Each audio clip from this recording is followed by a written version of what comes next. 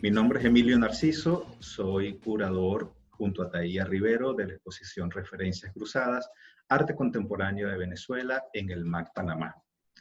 En esta oportunidad estaremos conversando en torno a la relación entre dos núcleos curatoriales de la exposición, que son los bordes de la geometría y la ciudad y el paisaje. Conversaremos con Darien Montañez, quien es arquitecto y artista panameño, sobre temas muy interesantes que tienen que ver con la evolución de la arquitectura en Panamá, el fracaso de la modernidad y un poco el uso que se le da a la arquitectura histórica, moderna y contemporánea en nuestros días. Hola, yo me llamo Darío Montañez, soy un arquitecto y artista panameño. Siempre digo que mi trabajo concentra en la periferia de los gustos panameños, o sea, la cultura panameña, la cultura popular y la cultura alta.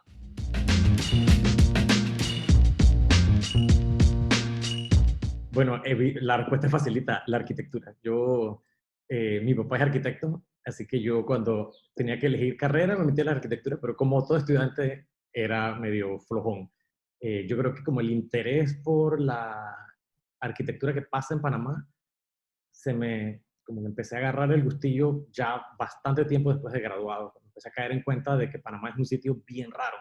Es una ciudad loquísima, o sea, un sitio donde hay con tan poquita gente, pero con tanta plata, se produce un montón de fenómenos que como arquitecto, como estaba acostumbrado a pensarlos en sitios como Las Vegas, o sea, pensando en textos clásicos, Venturi, Aprender de Las Vegas, o no sé, Dubái, o los tugurios de África, pero creo que viviendo metido en Panamá, estaba demasiado cerca de esa normalidad para entenderla como algo que no fuera normal.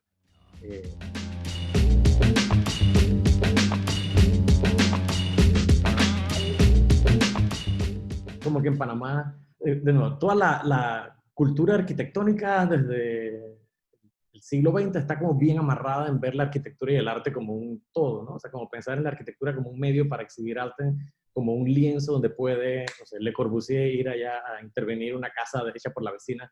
De hecho, toda la arquitectura moderna panameña trabaja muy de cerca con, ¿sabes?, el muralismo panameño o estos artistas que hacían mosaicos. O sea, hay como mucho eso perdido, por supuesto, con mucha de la arquitectura moderna de los años 50 y 60, destruido cuando de repente empezamos a cambiar nuestros gustos de esa vanguardia idealista de los 50 por las cosas más, yo creo que baratas y que salen en Architectural Digest. De nuevo, una manifestación de estos gustos medio burguesones, medio pretenciosos que tenemos todos adentro. Y que arrasan sin ninguna vergüenza o sin ninguna lástima con las manifestaciones anteriores. ¿Para qué? Para poner mármoles nuevos o para poner no sé, porcelanatos chinos o capiteles corintios, como pasa ahora.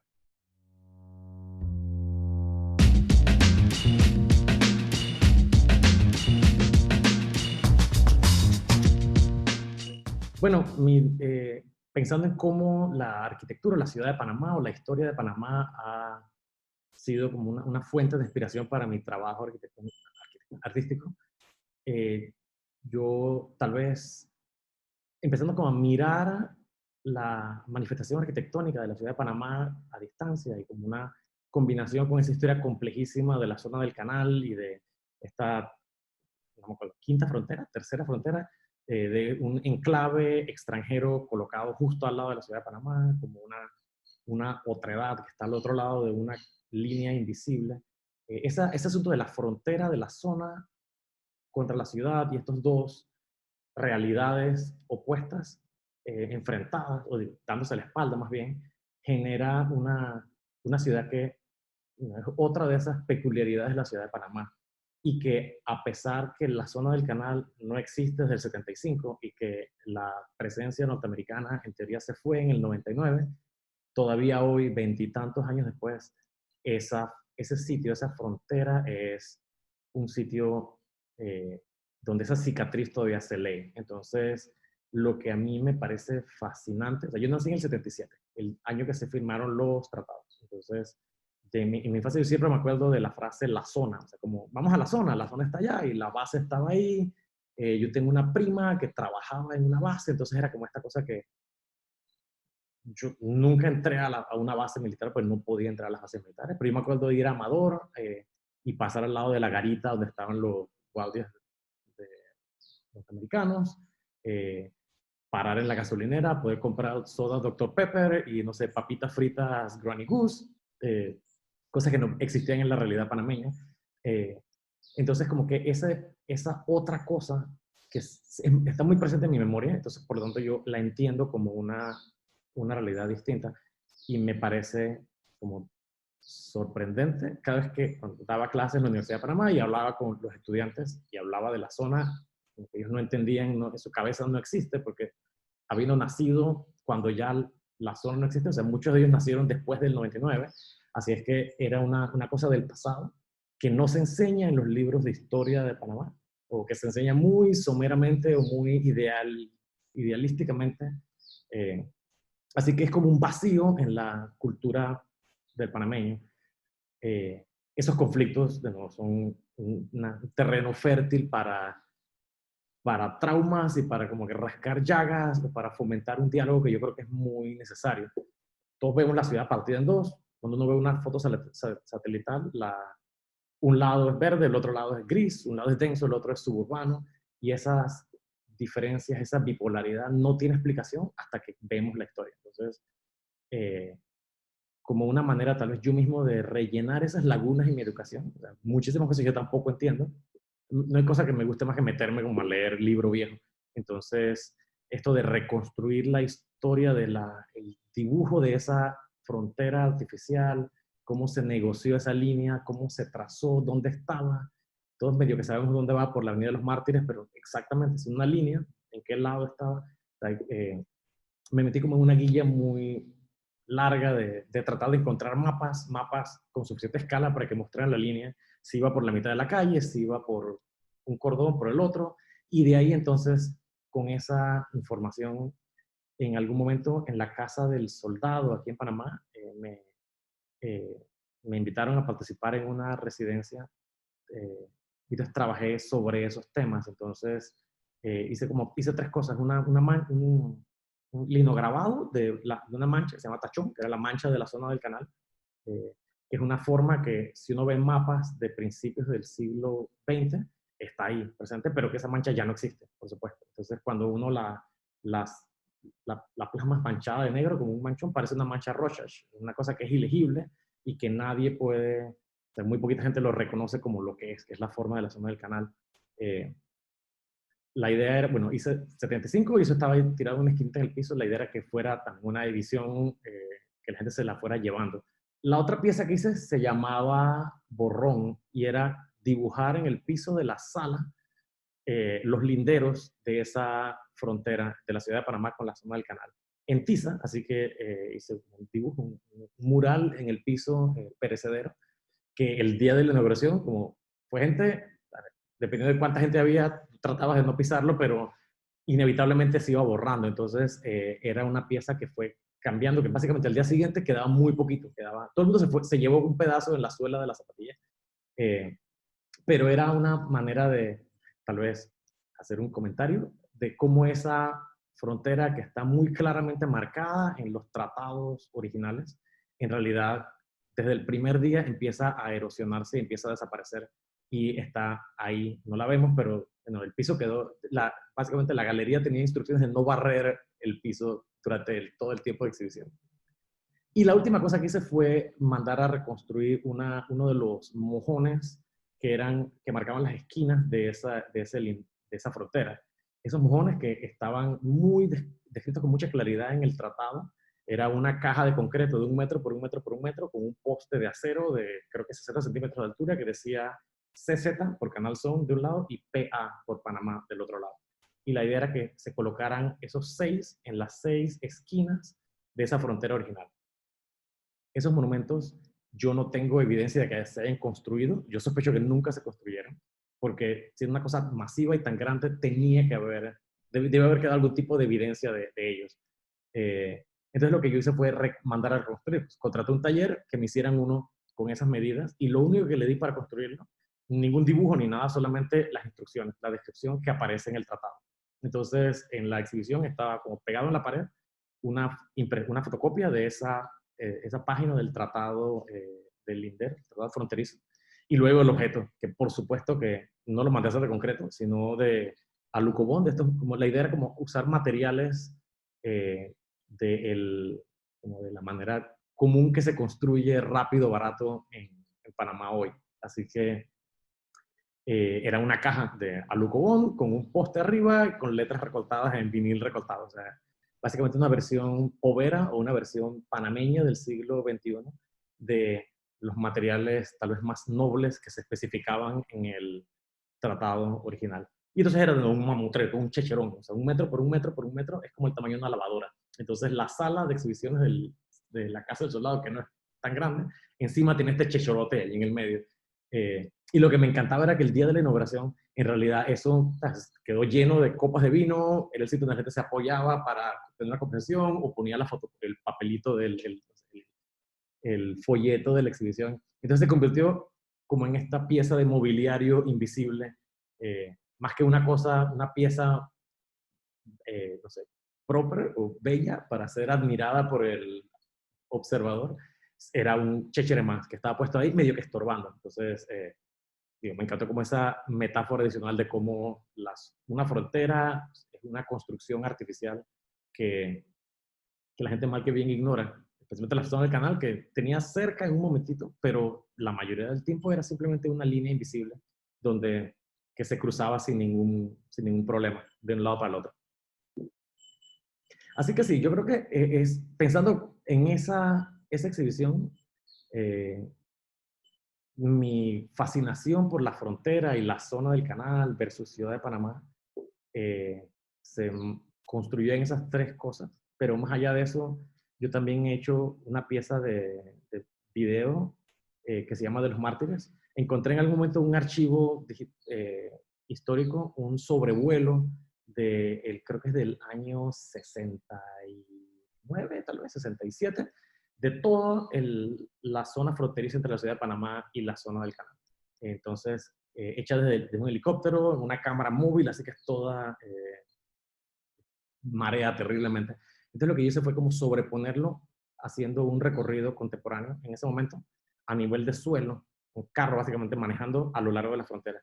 Entonces son las dos cosas puestas una al lado de la otra, empezando creo que en el río Curundú y termina cruzando el Puente de las Américas, donde salía la frontera entre las zonas.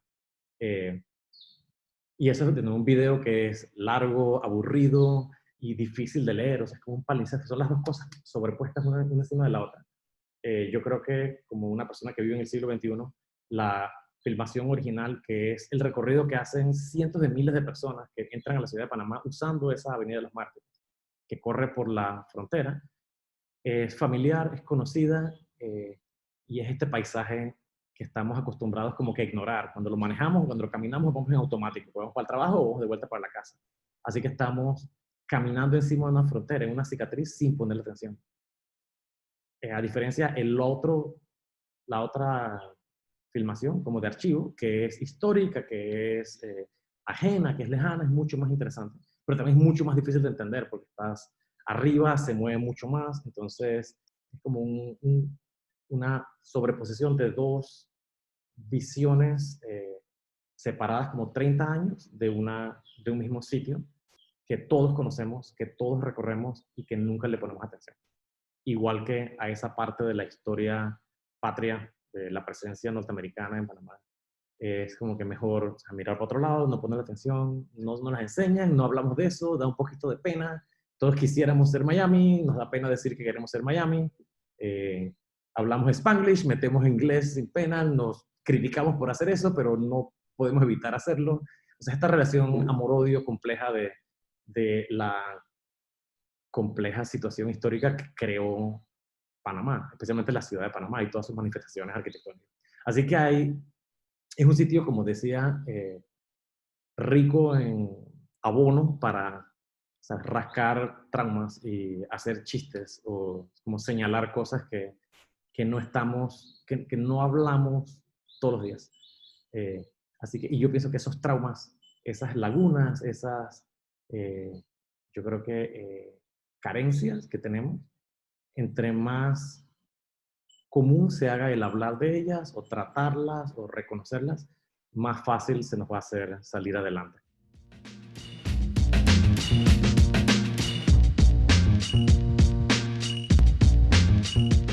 Yo estoy convencido que el humor es una herramienta súper útil para tratar temas ligeros como temas serios y profundos. Yo creo que y a mí, digo, tiene que ver con cómo yo soy y qué me interesa a mí. O sea, a mí me gusta el chiste, me gusta reír, me gusta burlarme de las cosas.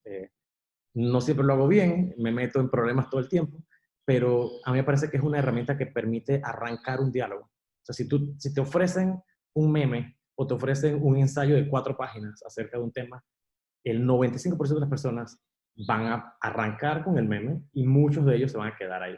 Entonces, no estoy diciendo que hay que reducir la conversación o el diálogo a un tweet o a una cápsula densa, sino, pero hay que reconocer esa herramienta o ese tono como una manifestación válida, una herramienta válida.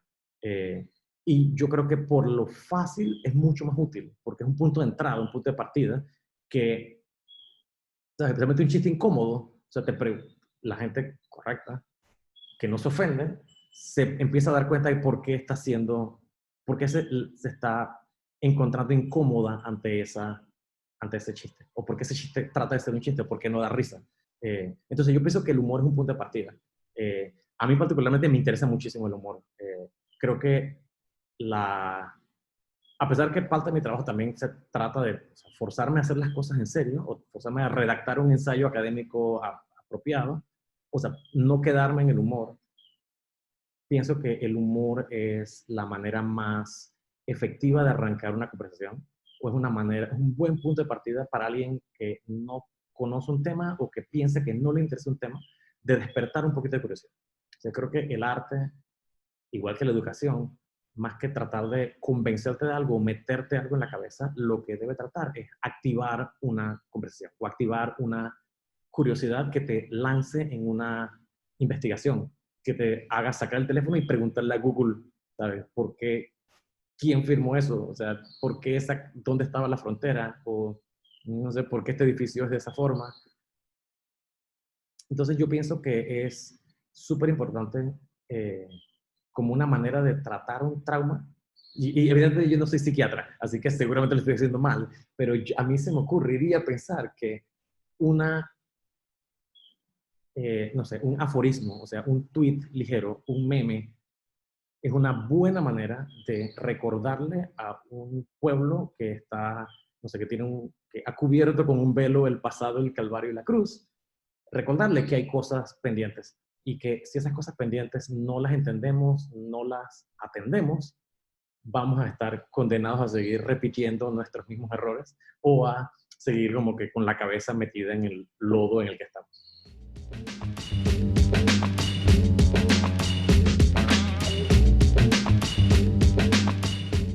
El tema de la modernidad es un tema muy amplio y bueno, tenemos que remontarnos a Europa, principios del siglo XX, la razón por encima del pensamiento mágico-religioso y todo esto, ¿no? Pero bueno, pensemos en Venezuela, comenzando el siglo XX, una época en que el mundo está cambiando radicalmente mediante el uso de cierta tecnología, de la tecnología del movimiento, de los desplazamientos a través de aparatos como aviones, ferrocarriles, carros, etc. Y un impulso pujante por todo lo que signifique progreso. Ciertos gobiernos en Venezuela durante el principio del siglo XX apoyaron esa idea de progreso. A ver, yo creo que Venezuela, como Panamá y muchos países de América Latina, siempre miramos hacia afuera, ¿no? Siempre miramos en esa época a Europa, a Norteamérica, a Estados Unidos específicamente, e importábamos determinados modelos, ¿no? Siempre como importar los modelos de progreso y hacer un desarrollo autóctono, vernáculo de esa idea de modernidad. Entonces, digo idea de modernidad porque a veces la idea, la utopía, muchas veces se materializa, pero no tiene un desarrollo programado, no tiene un desarrollo sistemático, no tiene un desarrollo que nosotros podamos palpar en la ciudad. Y en Venezuela eso lo podemos ver en el desarrollo urbanístico, ¿no? O en la poca planificación del desarrollo urbanístico. Se desarrollaron cordones de urbanismo informales, favelas, barrios, que se desarrollaron al margen de todo esto y que se fueron entretejiendo con toda esta idea de desarrollo moderno de ciudad. Yo creo que desde esa perspectiva nosotros entendemos el fracaso de la modernidad en Venezuela, ¿no? Además, si le sumamos el paso, el cambio de ideología gubernamental, el cambio de gobierno de modelos democráticos a gobiernos socialistas, entonces se hace mucho más patente esa idea de fracaso. En la exposición Referencias Cruzadas, muchos artistas tocan ese tema del contraste tan marcado que existe en la ciudad, ¿no? Entre la ciudad planificada y la ciudad no planificada, y cómo el uso informal de ciertos grupos de ciudadanos transforman el paisaje urbano y transforman muchas veces espacios y conjuntos arquitectónicos que fueron pensados para, o que nacieron con una función específica, hoy en día tienen una apariencia y un uso completamente diferente al que se les atribuyó inicialmente. Entonces, más o menos, en ese tejido de ideas es que entendemos en la exposición Referencias Cruzadas este tema del fracaso de la modernidad.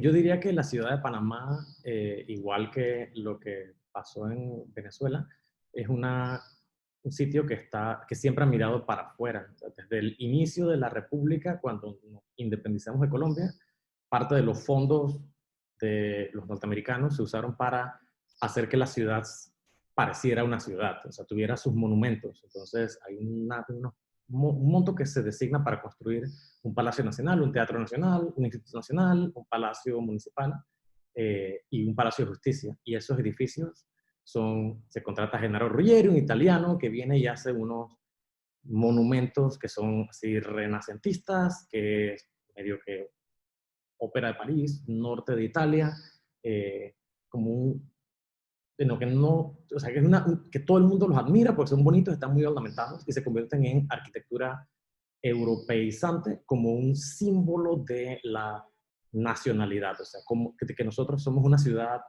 correcta, proper. ¿Por qué? Porque tiene un palacio de la ópera y tiene un palacio de gobierno. Eso sigue pasando cuando los norteamericanos empiezan a hacer ¿sabes? Sus edificios en la zona del canal, empieza a transmitirse ese estilo neocolonial hacia la ciudad de Panamá, se hace Bellavista, que es esta mezcla entre la versión, cómo los norteamericanos interpretaban lo que quedaba de las misiones españolas en California, combinado con fantasías hollywoodenses de, no sé, El Zorro, o sea, muy pintoresco, muy techito de teja, muy asimétrico. Lo mismo pasa cuando entra la modernidad. Es un proceso igual que mira hacia afuera y que trata de incorporar, importar una manera distinta de construir, de hacer espacios y de hacer cultura para simbolizar que Panamá está también al nivel de una Suiza, de una Francia, de un Estados Unidos. En Panamá los edificios, o sea, la crítica arquitectónica panameña se reduce a o sea, revistas de bienes raíces, que son renders platinados de edificios monumentales en un paisaje vacío, sin ningún vecino alrededor. O sea, es como una versión idealizada que reduce la arquitectura a la imagen. Entonces, o sea, ahí también hay un montón como este vínculo entre la arquitectura versus la, o sea, la pintura o el diseño gráfico.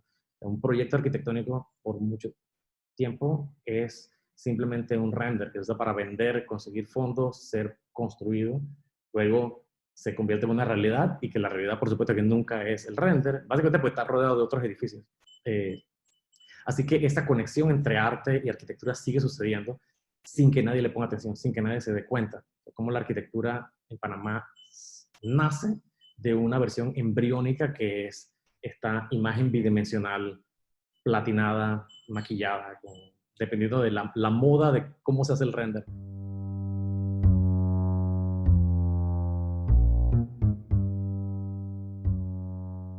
Yo pienso que la modernidad en la arquitectura generalmente cuando uno piensa en modernidad como el nombre de un estilo, se refiere a esta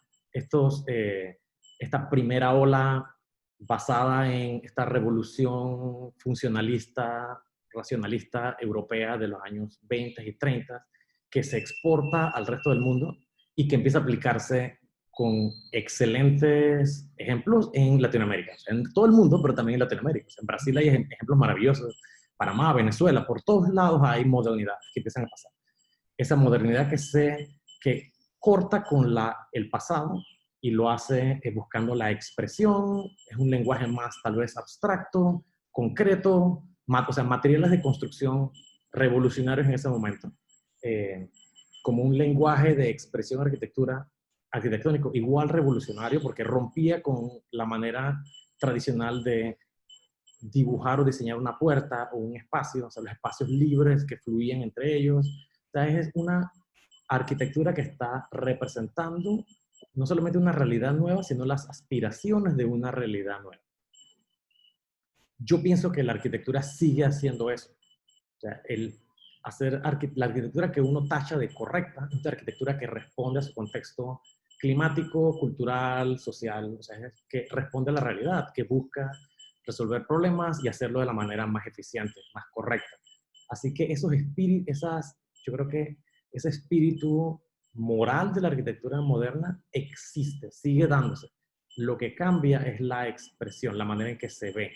Tal vez las aspiraciones estéticas o las aspiraciones, bueno, el contexto social también cambia, evidentemente. O sea, somos un mundo que está mucho más conectado, así que es mucho más uniforme. Esa arquitectura moderna que el MoMA tachó, o sea, Philip Johnson la bautizó como estilo internacional. O sea, era una arquitectura que buscaba universalizar la realidad, responder a esa primera globalización que estaba dándose en ese momento.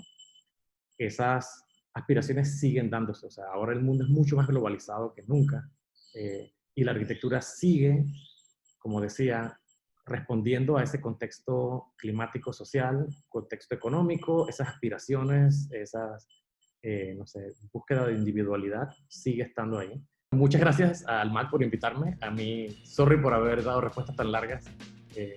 Es la desesperación del encierro.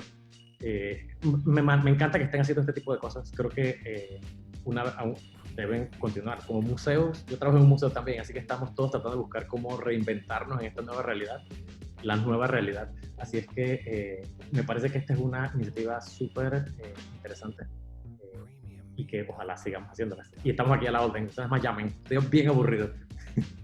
Gracias a Darien Montañez, gracias al MAC Panamá por haber hecho posible esta conversación. Esperamos que haya sido de su agrado y nos veremos en una próxima edición de Jueves de MAC. Muchas gracias.